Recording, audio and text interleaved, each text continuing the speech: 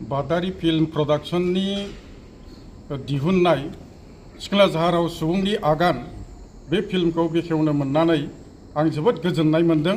मानोना बे फिल्मा स्पेसियेलि फरेस्ट डिपार्टमेन्टखौ डेडिकेट खालामनानै बानायनाय होननानै आं सानो आरो बे फिल्मनि गेजेरजों जोंनि हाग्रा एवस्रांनानै थाहैनाय हादानाव थाहैनाय रायजो राजाफोरनि गेजेराव मोनसे सांग्रांथि लाबोनो हागोन होननानै आं सानो मिजिंथियो।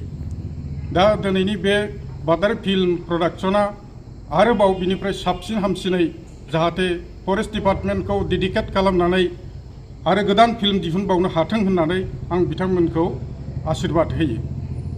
दिनैनि बे फिल्म प्रडाक्शननि बेखेवनायनि हाबाफारियाव गाहाय आलासि हिसाबै थानानै आङो जोबोद गोजोननाय मोनदों। अहम प्रसन्नः अस्मि अद्य चलचित्रम उद्घाटन अभिकरणम। थैंक यू, धन्यवाद।